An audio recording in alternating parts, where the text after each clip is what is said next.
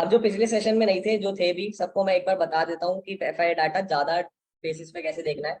Google पे आ गए। Simply हमने पिछली बार क्या देखा था, एफआई डीआई डाटा देखा था हमने। किस पे जाके देखा था, पहली जो और एनएससी की वेबसाइट आई थी, इस पे जाके देखा था हमने डाटा। तो इसमें हमें डाटा क्या मिला, हमें लास्ट ट्रेडिंग सेशन का इसमें डाटा मिला। लास्ट ट्रेडिंग सेशन है जैसे आज 3 अप्रैल को हमें यहाँ का 3 अप्रैल का डाटा हमें यहाँ पे जैसे आज शो हो रहा है, क्योंकि आज हमारा सेशन ओवर हो चुका है, तो यहाँ पे 3 अप्रैल का डाटा अवेलेबल हो चुका है। तो यहाँ जाके हमने देखा कि यहाँ पे एफ आई डीआई की अच्छी खासी यहाँ पे जंग चल रही थी।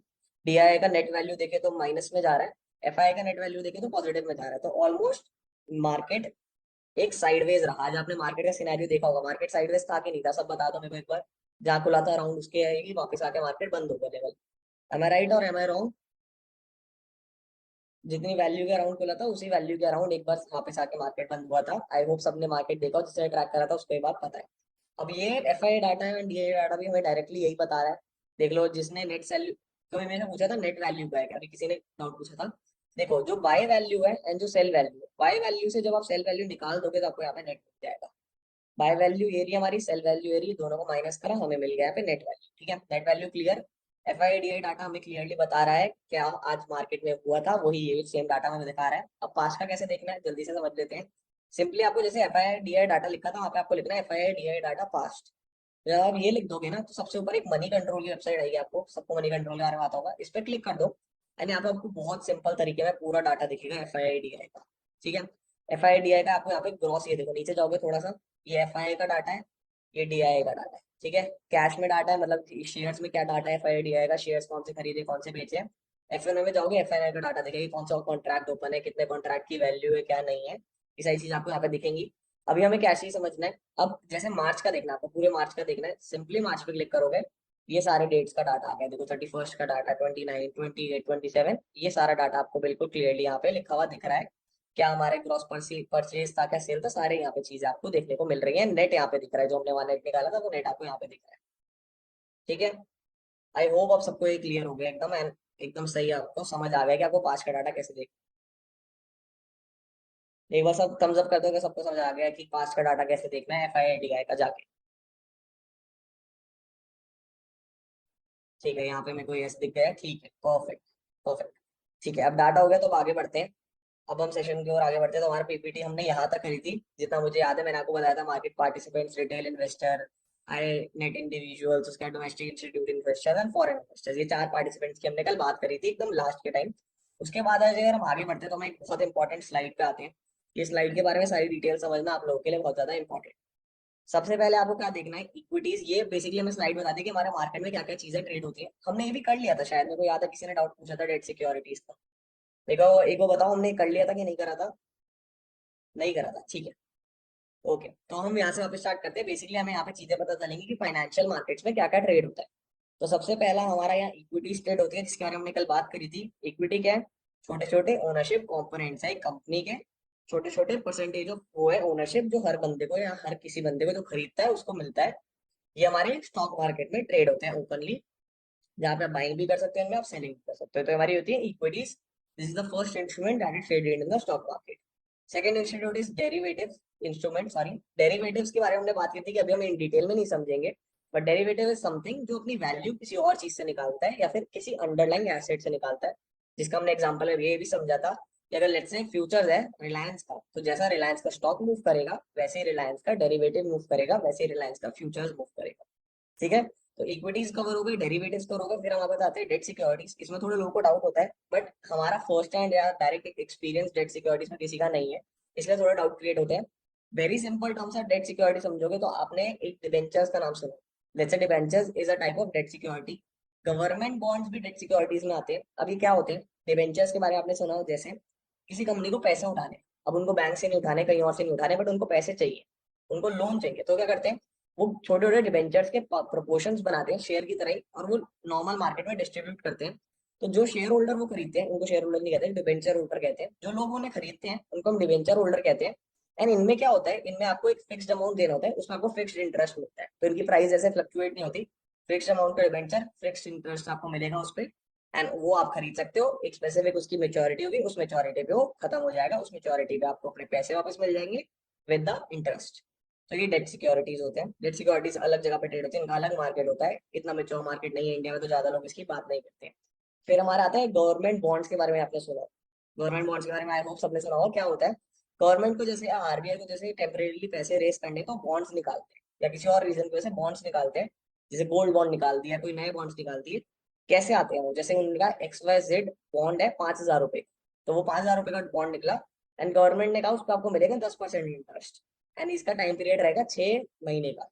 तो आपने बॉन्ड के लिए अप्लाई करा, 6 महीने तक आपने 5,000 रुपए उनके पास रखे। फिर जब आपकी मेच्योरिटी हो जाएगी उस बॉन्ड की, तो आपको 5,000 रुपए विद आपका इंटरेस्ट जाएगी, जो कि 500 रुपये होगा, वो आपको मिल जाएगा। तो ये हमारे डेट सिक्योरिटीज के अंदर आते हैं।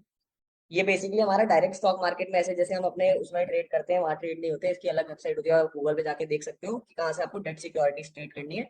बट ये डायरेक्ट आप अपने जेरोधा या किसी और ब्रोकर के थ्रू नहीं ट्रेड करते हो। एंड ज्यादा लोग इसमें ट्रेड नहीं करते, क्योंकि वो ये एफडी वगैरह की तरह आपको फिक्स जिसमें डाल के पैसा रखना पड़ता है। तो ये थोड़ा स्टेबल है, डेट सिक्योरिटीज का मार्केट थोड़ा स्टेबल रहता है, तो अभी रिटर्न बनते हैं। एंड इसमें भी अप्लाई करना होता है सेम, जैसे आईपीओ में आपने अप्लाई करा होगा ना, वैसे इनमें भी अप्लाई करना होता है, फिर आपको मिलते हैं, कुछ को नहीं मिलते हैं, वैसे इनका सिस्टम रहता है। फिर हमारे आते हैं म्यूचुअल फंड्स। म्यूचुअल फंड्स बहुत ज्यादा इंपॉर्टेंट है, जानना इनके बारे में इंपॉर्टेंट है, क्योंकि आज के टाइम में बहुत पॉपुलर है म्यूचुअल फंड्स। फर्स्ट आपको समझना है, म्यूचुअल फंड बहुत तरह के होते हैं, हर एक ऑर्गेनाइजेशन का म्यूचुअल फंड होता है, जैसे लाइफ इंश्योरेंस LIC का हो गया म्यूचुअल फंड, और किसी बड़ी कंपनी का म्यूचुअल फंड होता है। तो म्यूचुअल फंड होता क्या है, जैसे लेट्स से हमारे यहाँ पे क्लास में 30 लोग हैं, हम 30 लोगों को नॉलेज देंगे। हम क्या करेंगे, एक एक एक्सपीरियंस इन्वेस्टर या एक्सपीरियंस एक्सपर्ट को अपना पैसा देंगे, और वो एक्सपर्ट हमारे बेसिस पे पैसा लगाएगा स्टॉक मार्केट में, एंड दूसरी जगह पर भी, लेट्स से थोड़ा गोल्ड में लगाया, थोड़ा स्टॉक मार्केट में लगाया, थोड़ा फॉरेन करेंसीज में लगाया, कहीं पे भी लगाया। तो ऐसे करके म्यूचुअल फंड्स वर्क करते हैं। म्यूचुअल फंड्स भी अलग अलग तरह के होते हैं, आपने देखा स्टॉक बेस्ड म्यूचुअल फंड्स होते हैं, कमोडिटीज बेस्ड म्यूचुअल फंड होते हैं। तो वो कुछ नहीं होता, वो ये होता है कि हम एक एक्सपर्ट को पैसा दे रहे हैं, may be it is a single expert और it is a group of expert, मतलब बहुत सारे एक्सपर्ट्स को पैसा दे रहे हैं, एंड वो हमारे बेसिस पे पैसा लगा रहे हैं। तो इस वजह से कई बार क्या होता है, म्यूचुअल फंड आपको पता होगा कई बार लॉस में भी चल रहे होते हैं। क्यों चल रहे होते हैं, क्योंकि लोग ही लगा रहे हैं यार उनको भी, स्टॉक मार्केट में लोग ही उनको इन्वेस्ट कर रहे हैं। कोई ऐसा नहीं है कि इनमें रिस्क नहीं है। कभी ऐड भी देखा हो, सचिन तेंदुलकर वगैरह का ऐड आता है म्यूचुअल फंड जो पैसे लगाओ सही है यार, उसमें भी बाद में वो धीरे धीरे बोलते हैं क्या, सब्जेक्ट टू मार्केट रिस्क, क्योंकि रिस्क है, क्योंकि इन्वेस्टर ही लगा रहा है उसमें पैसा, कोई और बड़ा इन्वेस्टर या कोई इंस्टीट्यूट लगा रहा है हमारे बेसिस पे पैसा। तो हम कहते हैं mutual funds. I hope mutual fund सबको क्लियर है, यहाँ तक का सबको क्लियर है। फिर हम ETF समझेंगे, एंड ETF के लिए मैं आपको एक और चीज दिखाऊंगा। पहले आप मेरे को इसका बता दो कि क्या क्लियर नहीं है आपको, एक बार बता दो अंकित, बाकी सब बता दो सबको क्लियर है कि नहीं है। क्लियर, ठीक। म्यूचुअल फंड रिपीट करते हैं, ओके। म्यूचुअल फंड कुछ नहीं है अंकित, लेट्स से आपका और मेरा और हमारे साथ जितने भी लोग यहाँ पे बैठे हैं, उनके पास ना नॉलेज नहीं है, बट हमें पैसे लगाने हैं।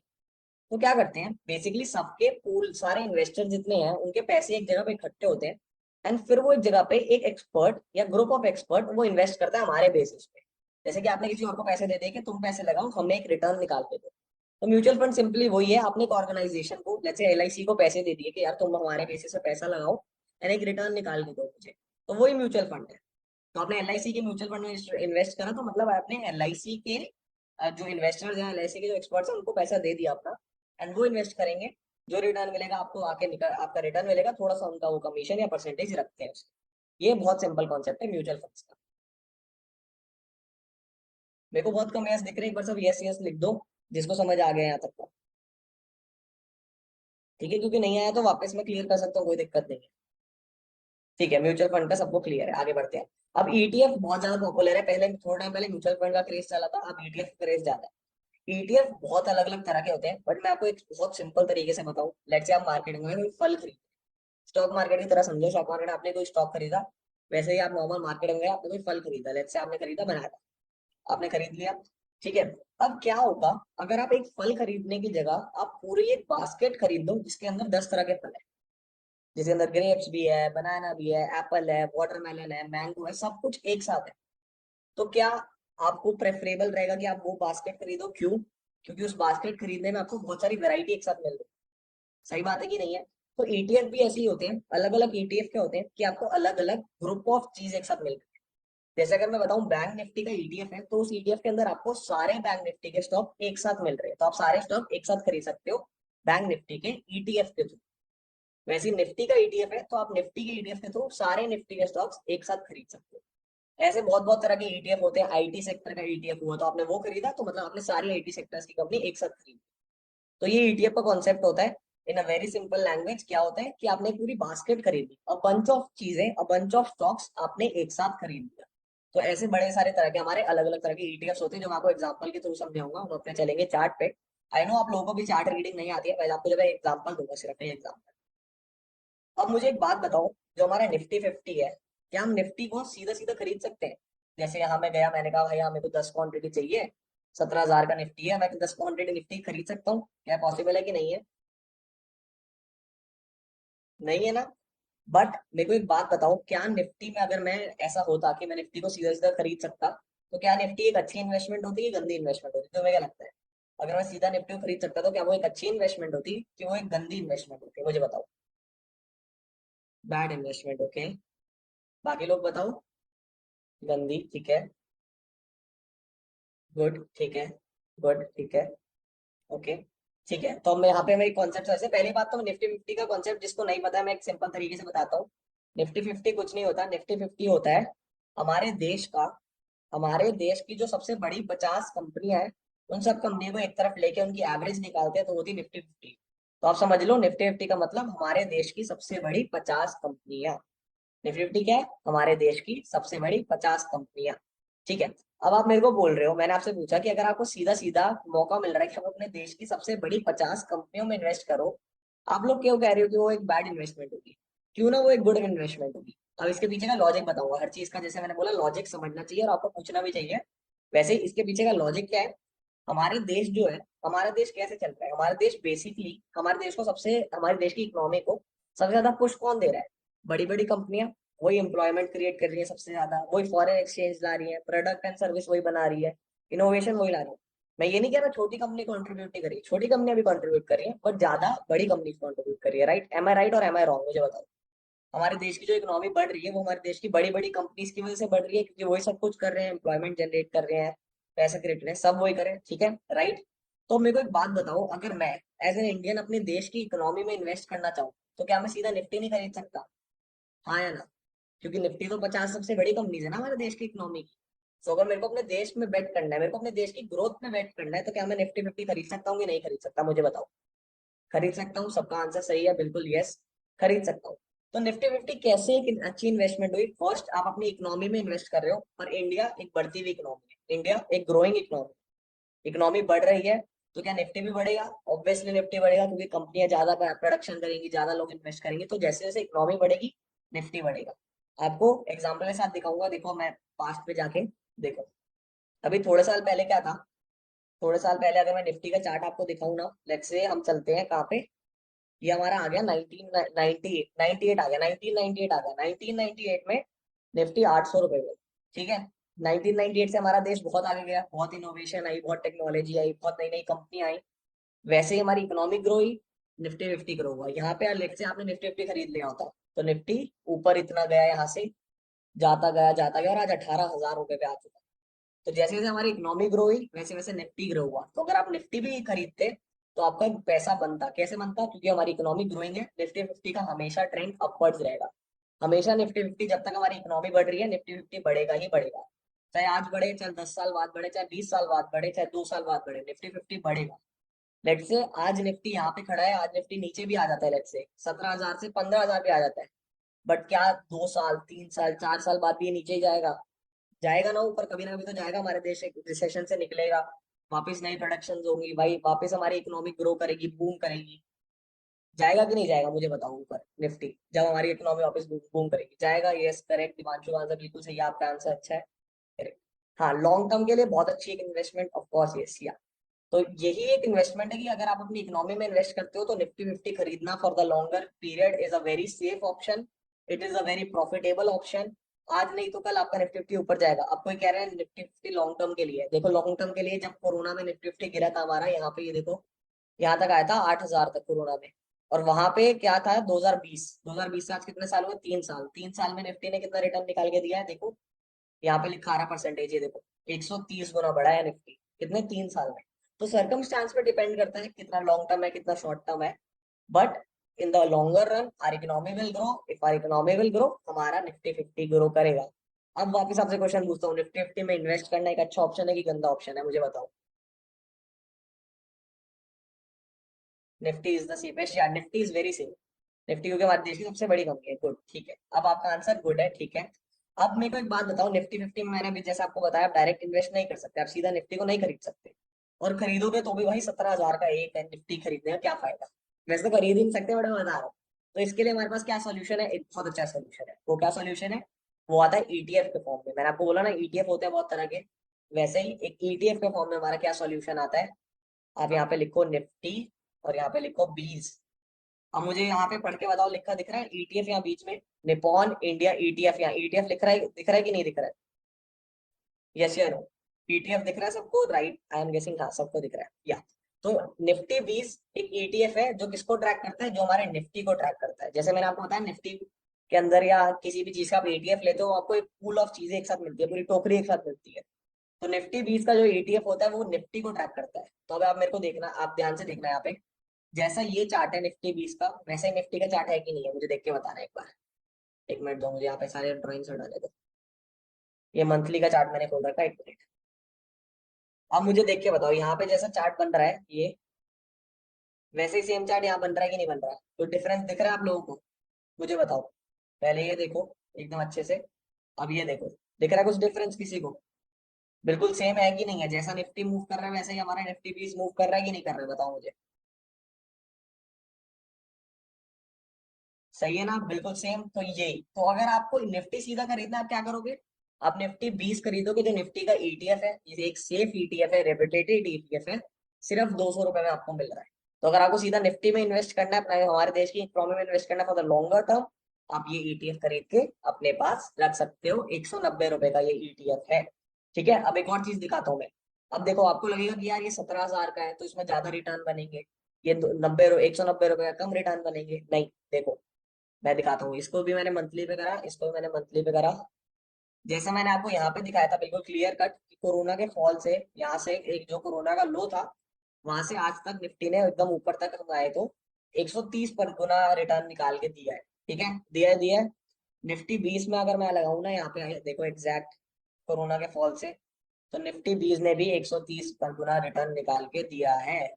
तो जितना रिटर्न निफ्टी देता है निकाल के, उतना निफ्टी बीस भी देता है। जैसा निफ्टी मूव करता है वैसा निफ्टी बीस भी मूव करता है। निफ्टी बीस का एडवांटेज क्या है, इसकी ये जो है वैल्यू ये कम है, इसमें कोई भी इन्वेस्ट कर सकते हैं। 190 रुपए का एक आता है, तो कोई भी लेके रख सकता है जिसको लॉन्गर पीरियड के लिए हमारे देश की इकोनॉमी में या एक स्टेबल इनकम में इन्वेस्ट करना है। तो आई होप ईटीएफ का कॉन्सेप्ट और ये निफ्टी बीस का कॉन्सेप्ट सबको क्लियर है। एक बार बता दो सबको क्लियर है कि नहीं है। निपॉन बेसिकली ऑर्गेनाइजेशन है जिसका ईटीएफ है, निपॉन इंडिया। अलग अलग ऑर्गेनाइजेशंस की ईटीएफ आते हैं, देखो जैसे म्यूचुअल फंड अलग अलग ऑर्गेनाइजेशन के होते हैं ना, वैसे अलग अलग ऑर्गेनाइजेशन के हमारे ईटीएफ भी आते हैं, ठीक है। तो सबको ईटीएफ का कॉन्सेप्ट क्लियर हो गया, ठीक है, ओके या। निफ्टी को डायरेक्ट बाय नहीं कर सकते क्योंकि ये एक इंडेक्स है, ये बेसिकली एक एवरेज निकाल के बताया गया है कि हम कैसे कहाँ पे चीजें मूव कर रही हैं। ये एक सस्टेनेबल चीज नहीं है या डायरेक्ट चीज नहीं है जिसको आप बाय कर सकते हो, ये एक एवरेज है सब चीजों का। या this will be very helpful for long term. हाँ, ईवी का भी ईटीएफ है, हर चीज का ईटीएफ है। म्यूचुअल फंड से ज्यादा ट्रांसपेरेंट ईटीएफ को क्यों बोलते हैं, देखो मैं आपको बताता हूँ एग्जांपल। म्यूचुअल फंड में जब आप अपना पैसा डाल रहे हो तो आपको डायरेक्टली नहीं पता चल रहा है कि म्यूचुअल फंड कहाँ पे डाइवर्सिफिकेशन कर रहा है, और कर रहा है तो भी आपको क्वांटिटी नहीं पता, आपको सब चीज नहीं पता, टाइमिंग्स नहीं पता। बट अगर आप ईटीएफ में जैसे पैसा डालते हो, जैसे निफ्टी बीस में आप पैसा डाल रहे हो, तो आपको आंखों के सामने दिख रहा है कि जैसे निफ्टी बढ़ेगा वैसे ही निफ्टी बीस का ईटीएफ बढ़ेगा। आपके सामने सब कुछ है, राइट और रॉन्ग। आपके सामने निफ्टी बढ़ रहा है तो आपका ईटीएफ बढ़ रहा है, आपके सामने निफ्टी कम हो रहा है तो आपका ईटीएफ कम हो रहा है। म्यूचुअल फंड्स में there is risk, there is subjected to risk, क्योंकि वो एक डाइवर्सिफिकेशन करके एक एक्सपर्ट आपका पैसा लगा रहा है। इतनी ट्रांसपेरेंसी वहां में नहीं मिल पाती क्योंकि सारे क्राइटेरिया हम नहीं देख पाते।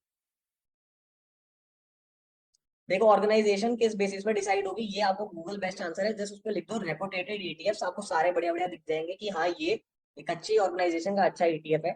ये थोड़ा सा आपको जाके देखना पड़ेगा, थोड़ी रिसर्च करनी पड़ेगी इन्वेस्ट करने से पहले। देखो हर चीज से पहले आपको रिसर्च करनी पड़ती है, वैसे ही जैसे अगर आपका मन है, लेट्स से आपका मन है कि निफ्टी में नहीं करना इन्वेस्ट, मेरे को बैंक निफ्टी में इन्वेस्ट करना, तो क्या करोगे आप, बैंक निफ्टी का सर्च करो, ईटीएफ कौन सा है, यहाँ पे आप जाके लिखो बैंक निफ्टी ईटीएफ, लिखो गूगल पे जाके, आपको जरूर यहाँ पे दिखेगा बैंक निफ्टी का ईटीएफ कौन सा है। फिर आप उसको जाके ट्रैक करो कि यहाँ पे बैंक निफ्टी कौन सा है। ये देखो एसबीआई के थ्रू हमारा एक बैंक निफ्टी का ईटीएफ निकला हुआ है। जैसे मैंने बताया ईटीएफ अलग अलग ऑर्गेनाइजेशन के होते हैं, वैसे ही एचडीएफसी का ईटीएफ है, आईसीआईसीआई का ईटीएफ है, ऐसे करके। निफ्टी बीज आप डायरेक्ट जाके अपने उससे बाय कर सकते हो, ब्रोकर से। तो जैसे निपॉन इंडिया का भी बैंक निफ्टी का ETF है, ये सॉरी निफ्टी बैंक का ETF है, ऐसे सबके ETFs है। What you have to do is, एक आपका इसमें ये चीज रहेगी, जब भी आप कुछ बाय कर रहे हो एक बार गूगल कर लो कि सबसे बेस्ट कौन सा है, क्योंकि गूगल सब बता सकता है सबसे बेस्ट कौन सा। यहाँ पे 50 तरह की ETF है, मैं आपको रिसर्च करके नहीं बता सकता। हम साथ में बैठ के रिसर्च कर सकते हैं, बट आप टाइम सेव करो ना, अब जाके गूगल करो कि बेस्ट कौन सा है। ठीक है।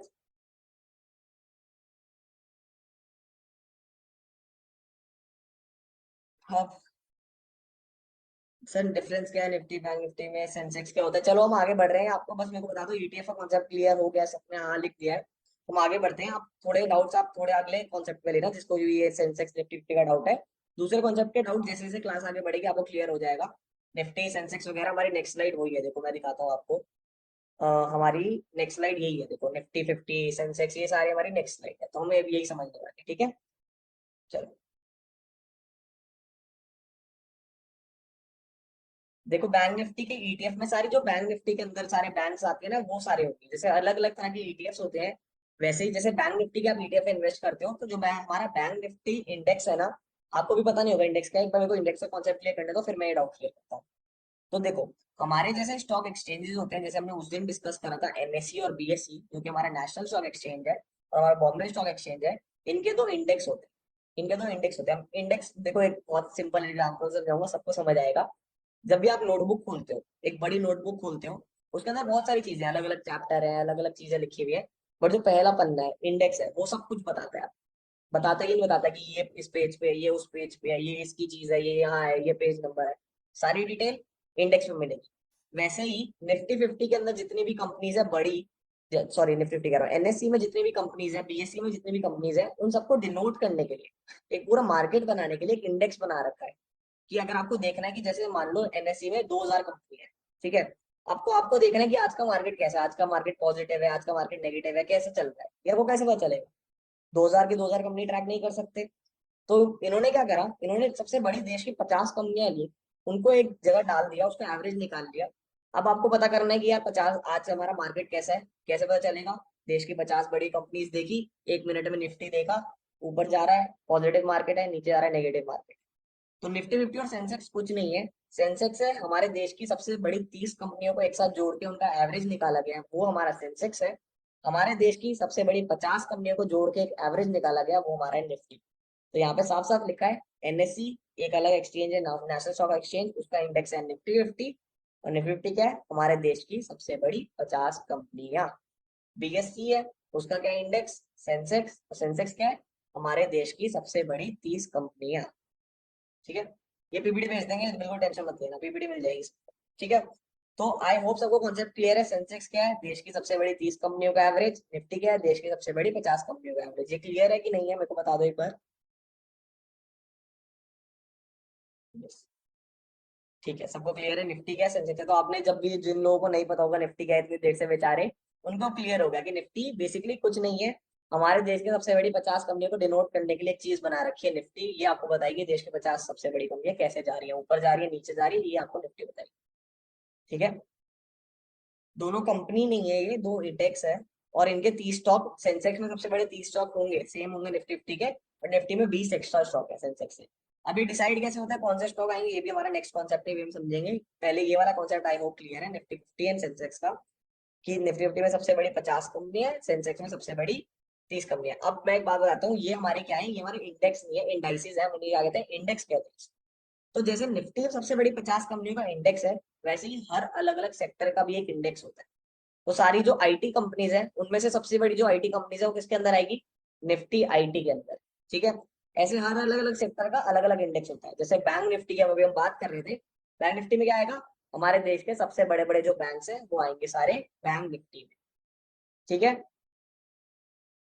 व्हाट टाइम इज सर्वाइव, ये हमारा वो है, मैंने आपको बताया था ना कि जब भी हम रिकॉर्डिंग करते हैं तो सिर्फ हमें 40 मिनट की रिकॉर्डिंग मिलती है। तो ये जो 3 मिनट का टाइमर आ रहा है, इसके बाद आप सबका 5 मिनट का ब्रेक होगा, फिर मैं एक नया सेशन का लिंक आपको भेजूंगा, आप सबको वो ज्वाइन करना है। तब तक ये वाली रिकॉर्डिंग हमारी सेव हो जाएगी, ताकि आप सबके पास ये रिकॉर्डिंग आ जाए, सेशन खत्म होने का मैं सबको रिकॉर्डिंग भेज दूँ, जिन लोगों ने मिस करा है उनके लिए। ठीक है। तो अब हम क्या समझ रहे थे, हम समझ रहे थे कि जैसे हर निफ्टी 50 और इंडेक्स, निफ्टी 50 जैसे हमारा इंडेक्स है, वैसे ही हर सेक्टर का एक इंडेक्स होता है, जिसके अंदर उस सेक्टर की सबसे बड़ी कंपनियां होती है। अब सेक्टर क्या होता है ये जानना इंपॉर्टेंट है इस क्वेश्चन के लिए। सेक्टर क्या होता है? सेक्टर होता है हमारा स्टॉक मार्केट ना अलग अलग कंपोनेंट में डिवाइडेड है। उसमें हमारी ऑटोमोबाइल की कंपनी भी है जो बाइकें बनाती है, गाड़ी बनाती है, महिंद्रा है महिंद्रा। इसमें हमारी आईटी की कंपनी है जो आईटी सर्विस प्रोवाइडर है, टीसीएस हो गई या कोई भी बड़ी बड़ी आईटी की कंपनी हो गई। ठीक है, इन्फोसिस हो गई, आईटी की सर्विस प्रोवाइडर वाली कंपनी भी है। उसके अलावा मेटल के सीमेंट की कंपनी है, अंबुजा सीमेंट की कंपनी है, केमिकल की कंपनी है, अलग अलग हेल्थ केयर की कंपनी है, सिप्ला कंपनी है। तो क्या है कि इसे कंफ्यूजन बहुत हो जाती है कि यार कौन सी कंपनी किसकी है। अब आपको इन्वेस्ट करना है, जाके आपने नाम सुना, आपको पता नहीं चला किसी कंपनी है। तो इसके लिए क्या करा, हमारे मार्केट को डिवाइड कर दिया अलग अलग सेक्टर में। कि एक सेक्टर बना दिया मान लो आईटी। तो आईटी सेक्टर का मतलब क्या है, सारी आईटी की कंपनी है उसके अंदर। बैंक निफ्टी मतलब निफ्टी मतलब जैसे बैंकिंग सेक्टर बना दिया, तो बैंकिंग सेक्टर के अंदर क्या है, सारी बैंकिंग कंपनी है। ऐसे अलग अलग सेक्टर है, केमिकल सेक्टर के अंदर सारी केमिकल कंपनियां है। तो ये हमारे सेक्टर्स होते हैं डिफरेंट डिफरेंट मार्केट के अंदर, जिसके अंदर सारी ग्रुप ऑफ कंपनी एक साथ आती है। कि गुच्छा बना दिया, सारी अपनी केमिकल कंपनी ली, गुच्छा बना दिया, केमिकल सेक्टर में डाल दी। ठीक है, बैंकिंग कंपनी सारी ली, गुच्छा बनाया, बैंकिंग सेक्टर में डाल दिया। आईटी कंपनी ली, गुच्छा बनाया, आईटी सेक्टर में डाल दिया। तो सेक्टर सबको क्लियर है वो, सेक्टर का कॉन्सेप्ट। ठीक है, अब सबको जब सेक्टर का कॉन्सेप्ट क्लियर है, तो जैसे हमारा लेट्स से आईटी सेक्टर है, तो आईटी सेक्टर की भी सबसे बड़ी कंपनियां जानना इंपॉर्टेंट है, ताकि हमें पता चलता है आईटी सेक्टर कैसा मूव कर रहा है। तो इसलिए हमारा आईटी का क्या इंडेक्स हुआ, निफ्टी आईटी। ऐसे ही हमारा बैंकिंग सेक्टर का इंडेक्स होता है बैंक निफ्टी। हमारे हेल्थ केयर का इंडेक्स होता है निफ्टी हेल्थ केयर करके। ऐसे सबके अलग अलग इंडेक्स होते हैं जिसमें उस पर्टिकुलर सेक्टर की सबसे बड़ी कंपनियां होती हैं। ठीक है, तो ये हमारे सेक्टर्स और इंडाइसेस हो गए। इंडाइसेस जैसे अपने सबसे बड़ा आपको सिर्फ जानने की अभी जरूरत है वो है निफ्टी फिफ्टी एंड सेंसेक्स, क्योंकि ये पूरे मार्केट के बारे में मैं बताता है। तो अब मेरे ख्याल से आपको इंडेक्स और सेक्टर के इंडेक्स ये तीन कॉन्सेप्ट क्लियर है। मेरे को एक बार बता दो क्लियर है कि नहीं।